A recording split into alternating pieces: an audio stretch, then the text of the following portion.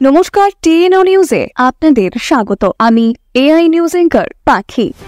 ভারতের মাননীয় প্রধানমন্ত্রী আদরণীয় শ্রী নরেন্দ্র মোদীজিদের সাথে নয়াদিল্লির লোক কল্যাণ মার্গে বাসভবনে দেখা করতে গেছেন রাজ্যের মুখ্যমন্ত্রী ডক্টর মানিক সাহা।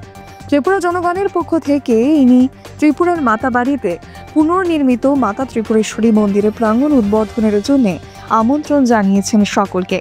ফ্রান্স ও মার্কিন যুক্তরাষ্ট্রে সকল সফরের জন্য তাকে উষ্ণ শুভেচ্ছাও জানিয়েছেন। সাম্প্রতিক দিল্লি বিধানসভা নির্বাচনে বিপুল জয়ের জন্য মাননীয় প্রধানমন্ত্রীকে তিনি অভিনন্দন জানান। কমলপুর থেকে আমবাসা এবং অমরপুর হয়ে শান্তির বাজার পর্যন্ত জাতীয় মহাসড়ক সম্পর্কেও আলোচনা করা হয়েছে। রাজ্যে এইমস, আইআইটি এবং আইআইএম এর মতো শীর্ষস্থানীয় প্রতিষ্ঠান স্থাপনের প্রয়োজনীয়তা সম্পর্কে তাকে অবহিত করেছেন তিনি। তবে এনার এই কাজে গোটা রাজ্যবাসী অনেক খুশি জ্ঞাপন করেছেন।